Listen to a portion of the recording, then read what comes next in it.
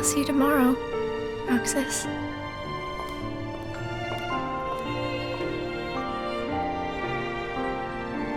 Xion's name is derived from the flower known as Xion in Japanese, or aster flower, which stands for I won't forget you or remembrance. Shio also represents the tides. They come and go, but the same wave never crashes twice on the shore. Xion was the 14th member of the organization, a replica created by Vexen to hold Sora's memories and take over for Roxas if he failed to live up to the organization's expectations. Xion's look changes depending on who is looking at her, but the viewer sees her as some combination of Sora and Kairi, with more feminine features than masculine ones. This is also signified by her name, as it is considered gender neutral and can be used by either a male or a female. Her true face can only be seen by those who she is connected with, which only ends up being Roxas and Axel. She quickly forms a connection with both of them as they spend their hours off the job at the top of the clock tower in Twilight Town eating sea salt ice cream. There's a cutscene early on after Xion had unhooded for the first time, where she is talking to Roxas. Roxas states that he and Axel are friends without knowing the significance of what that means. Xion asks if she could be a friend, even though she also doesn't know what that means. Roxas then replies, "When Axel gets back, we'll all have ice cream together." They clearly lack an understanding of what a friend truly is, but instead of putting it into words, they put it into icy desserts. Every final boss in the Kingdom Hearts series has had some connection to Xehanort and the Darkseeker saga, but Xion and Days has always felt much more intimate. Every other game in the series ends with a clash between light and darkness. Days lacks the same structure as other games, with a limited number of characters when compared to other titles. The game has much more time to breathe and feel the entire weight of the story Square Enix was attempting to tell. In other titles, it feels like we're at times just getting from A to B, with the emotional and impactful scenes taking place at the beginning, end, or middle. Days is almost wholly comprised of conversations between characters, with missions sandwiched in between. Instead of taking down some kind of villainous plan or preventing the collapse of the universe as we know it, 358 over 2 days is about the ultimate sacrifice. What would you do if you knew that your very existence was hurting others? What would you do if you knew that your existence was hurting the ones closest to you? Xion was tasked with potentially the most impossible choice in the series.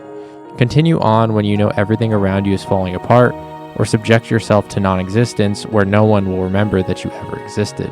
Even though this experience is not exactly universal, players can connect to these characters when looking through that lens. Xion is the best of the bunch in my eyes. Most people, especially those people playing Kingdom Hearts like me, can relate to not feeling like everyone else, to being told you shouldn't exist, or hurting those around you by no fault of your own. Xion is the best final boss because she isn't a final boss. Xion is every one of us in some way. She represents much more than just a faceless replica. Not only does Xion create a strong connection with the fan base, but her final fight matches up with all of the build-up to this point. Everyone else and I were fighting through tears while the lights from our DSs illuminated our salty and soaked faces. The fight isn't overly hard but comes with 4 distinct phases, each of which comes with a different backdrop and song. I would describe this fight as a battle of attrition, as you'll need to bring everything you have to this fight to both survive and do consistent damage to Xion's various iterations.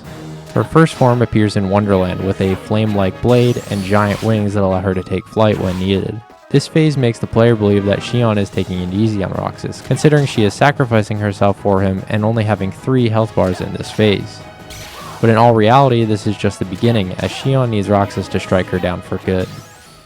The second phase takes place in Halloween Town, with Xion in her most familiar form. She is grounded for the whole time of the fight with a Halloween Town themed abstract weapon. I think it is important to note why Xion is armored for each phase. I think this is because she knows that if Roxas could see her face, he would hold back from attacking her. She knows that she could not face Roxas in her true form, as it would absolutely tear her to pieces. This phase is the most straightforward of the bunch, as it feels like the most traditional one-on-one between the two. The third phase is probably the most interesting. It takes place in the Cave of Wonders found in Agrabah. Xion's armor looks similar to the Heartless Superboss from Kingdom Hearts 1, Kurt Zisa. She even sports 4 arms with scimitars and shields at the base of each of them. She spins around and constantly thrusts, blades first, towards Roxas, and is hard to defend against. Moving on to Xion's fourth and final phase, we see Xion in the darkness with her back facing us, before she brings us to Twilight Town. She graciously provides a mid-air platform in front of the clock tower, and she appears as a gigantic form of herself. She is dual-wielding 2 pink and white swords that match her armor. This is where it really starts to hit you that this is truly the end. There is no coming back from this. She gives this phase absolutely everything she has remaining, as her attacks can be lethal, but it is clear that she is slowing down, as it takes her longer than usual to perform each attack. This will definitely be the toughest battle yet, but if you got through the Leech Grave, you can get through almost anything. At this point, you will most likely have used up all your items and magic, so give it everything you got. After dealing the final blow, Xion falls to the ground as the platform beneath Roxas shatters. I quickly wanted to talk about the music of Days, and specifically the songs connected to Xion, most importantly the music for the Sadness of Xion and Vector to the Heavens. The music for Xion's Sadness is Xion's theme, and constantly plays throughout the game over the backdrop of the more dour moments of the game, which there are a lot of. It's personally one of my favorite songs in the series, as it perfectly encapsulates the tragic but beautiful story arc of Xion. The first 3 stages of her boss fight play familiar songs, mostly associated with other bosses from the series. Once you get to the final phase, Vector to the Heavens swells, as it is both emotional and intense. The perfect song for the most emotionally resonant final boss in the series. If it doesn't make you feel something, I don't think that anything ever will. After both Roxas and Xion collapse to the floor, Xion begins to slowly disintegrate as Roxas's memories of her are already starting to fade. I'll let you painfully relive this scene one more time. I belong with Sora. And now I am going back to be with him. Roxas, I need you to do me a favor. All those hearts that I've captured,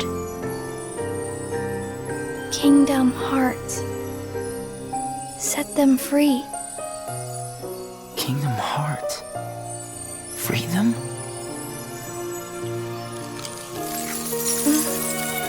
It's too late for me to undo my mistakes. But you can't let Xemnas have Kingdom Hearts. You can't. Goodbye, Roxas. See you again. I'm glad I got to meet you. Oh, and of course, Axel too. You are both my best friends. Never forget. That's the truth.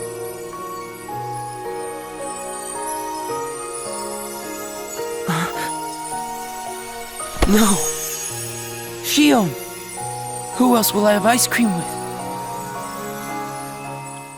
That final line, "Who else will I have ice cream with?"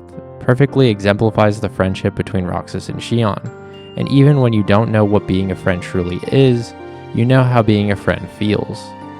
For people who are not supposed to have hearts or emotions, these two single-handedly turn the entire organization on its head. Because regardless of what someone is destined to be, you have the opportunity to control your life. Xion was given the worst hand of cards, but in the end, she made the decision that was best for her and those around her. No matter how bad your situation is, you can still control your decisions and your actions, and that is the only way that you can truly escape the situation that you're in. Xion is the ultimate final boss, just not in the way that you think.